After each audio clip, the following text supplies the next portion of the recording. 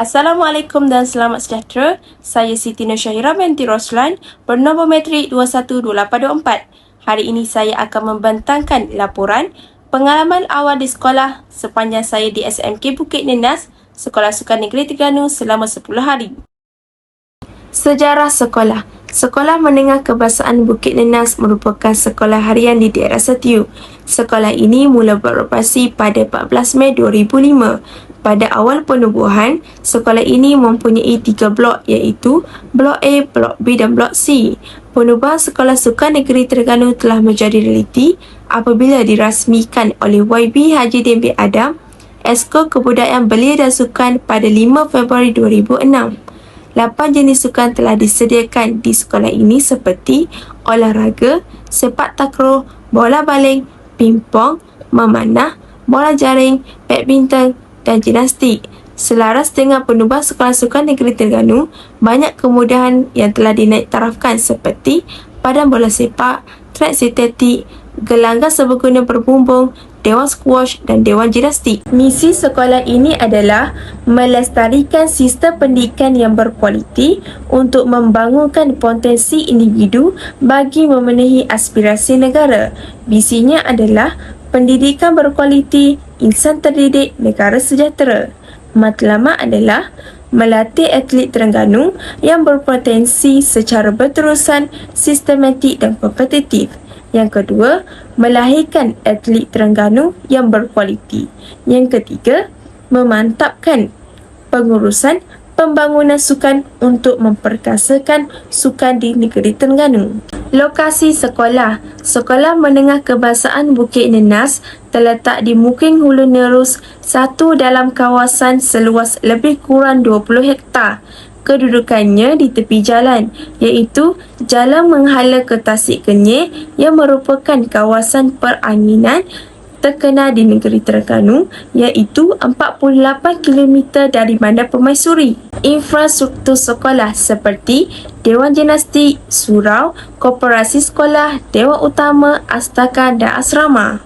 Selain itu, Blok A, trek larian, gelanggang bola baling, makmal sains, kantin dan stor sukan.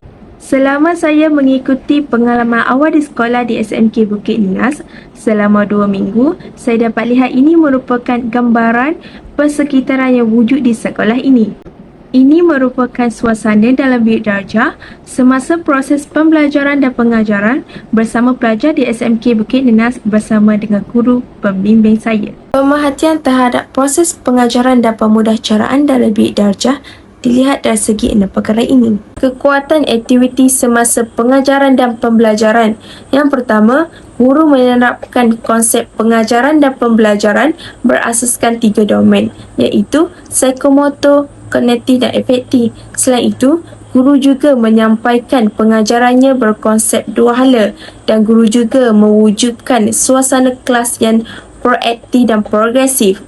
Kelemahannya adalah guru kurang peka dengan keadaan semasa dan guru juga tidak menggunakan bahan mengajar yang menarik. Alat bantu mengajar yang digunakan adalah papan putih dan pen marker, manakala bahan bantu mengajar ialah buku rujukan. Amalan pedagogi yang telah diterapkan oleh guru di dalam kelas ialah pembelajaran bersifat terbuka.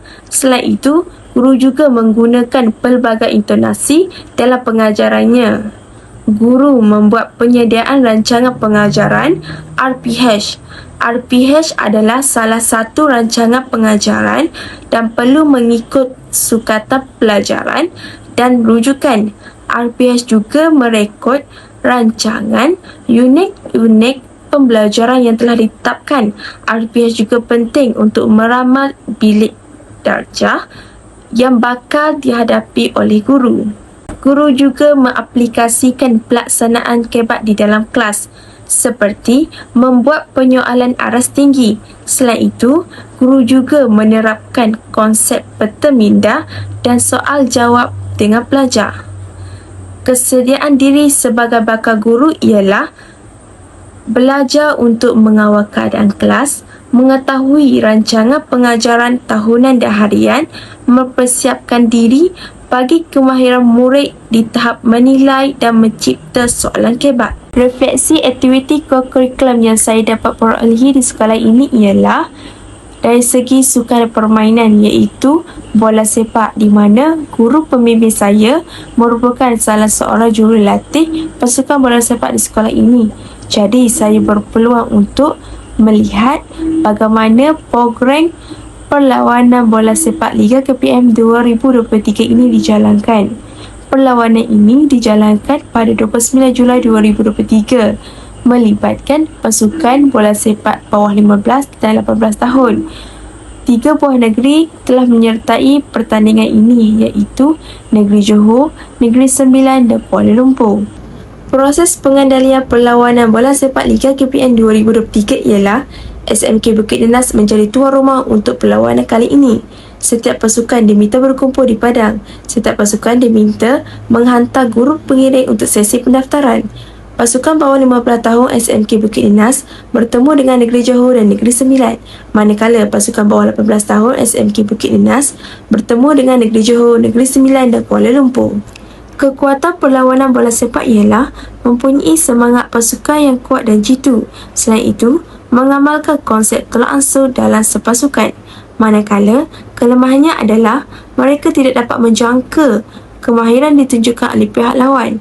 Pelajar tidak dapat memberi komitmen yang baik semasa bermain. Kepentingan aktiviti kurikulum terhadap profesionalisme perguruan ialah dapat membantu pihak sekolah bagi melahirkan kemenjadian murid, dapat membentuk diri yang berdisiplin melalui pengurusan masa dan etika, dan dapat mengembangkan kemahiran insan seorang guru. Budaya sekolah: yang pertama, masuk ke sekolah sebelum pukul 7.30 pagi. Yang kedua, perhimpunan rasmi pada setiap pagi Ahad. Yang ketiga, solat Zuhur berjemaah pada setiap hari. Yang keempat, budaya Al-Quran. Dan yang kelima, perhimpunan tidak rasmi pada pagi Selasa dan Khamis. Perhimpunan rasmi pada setiap pagi Ahad ialah kekuatan menyampaikan maklumat kepada guru dan pelajar secara serentak dan jelas. Kelemahannya adalah mengambil masa yang sedikit lama. Penambahbaikan ialah memendekkan masa perhimpunan. Masuk ke sekolah sebelum pukul 7.30 pagi.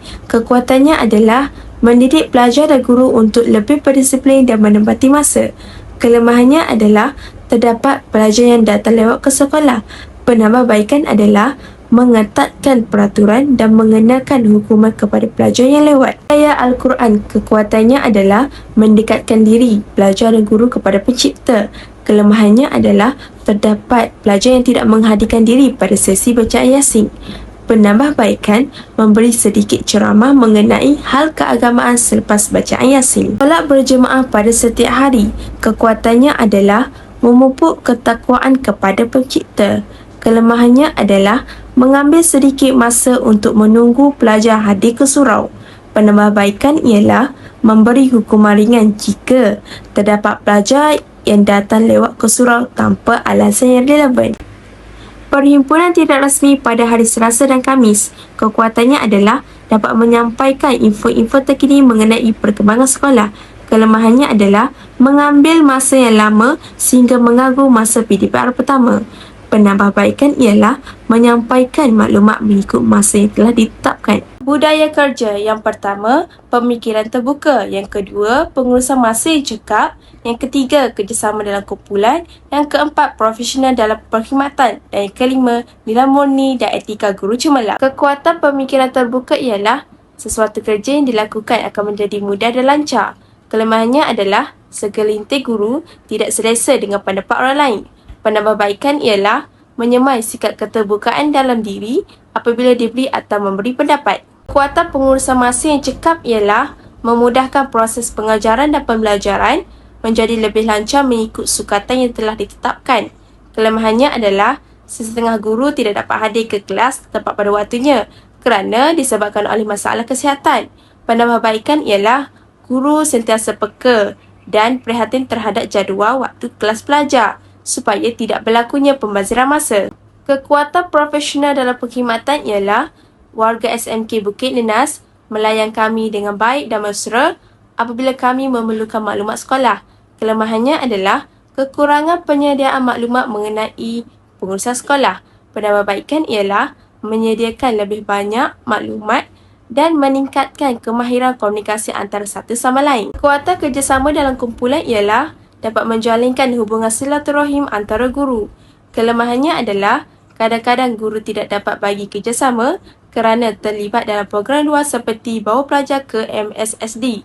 Penambahbaikan ialah memperbanyakkan lagi program atau aktiviti yang boleh meningkatkan kerjasama antara guru. Nilai murni dan etika guru cemerlang ialah menjadi contoh teladan yang baik kepada pelajar. Selain itu, meningkatkan tingkah laku sosial pelajar. Kelemahannya adalah amalan ini sukar diterapkan kepada pelajar kerana kurang motivasi dalam diri mereka.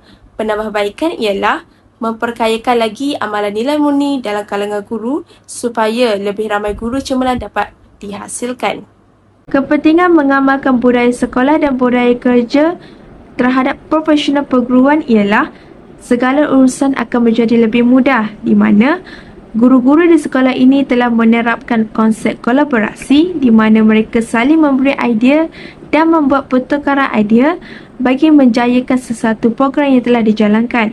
Yang kedua, dapat mewujudkan ikatan kuat yang erat antara guru di mana guru-guru saling mengamalkan sikap yang positif dan pemikiran yang terbuka dalam persekitaran sekolah. Yang ketiga, dapat mewujudkan suasana sekolah yang harmoni di mana kita dapat lihat sekolah ini telah mempunyai proses pembelajaran yang kondusif dan persekitaran sekolah yang bersih dan ceria. Rumusan pembentangan.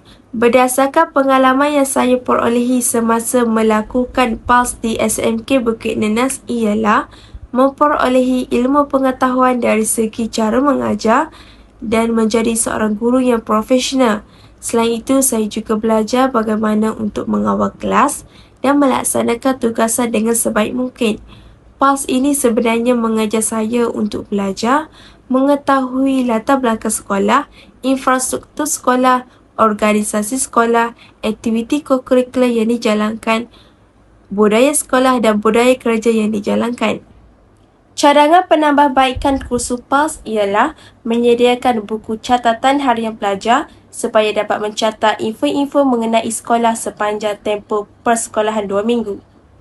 Cadangan program yang dapat dilaksanakan oleh pihak sekolah dalam komuniti bagi komponen berasaskan perkhidmatan sulam ialah pihak sekolah boleh mengadakan program pembangunan kemahiran di mana sekolah boleh menyediakan kursus atau bengkel untuk membantu masyarakat setempat bagi meningkatkan kemahiran tertentu seperti kemahiran komputer, keusahawanan atau kemahiran pertanian. Selain itu, pihak sekolah juga boleh mengadakan program bimbingan pendidikan di mana pihak sekolah boleh menawarkan perkhidmatan bimbingan pendidikan percuma kepada pelajar dan anggota komuniti yang memerlukan bantuan tambahan dalam pembelajaran. Itu sahaja daripada saya. Sekian, terima kasih.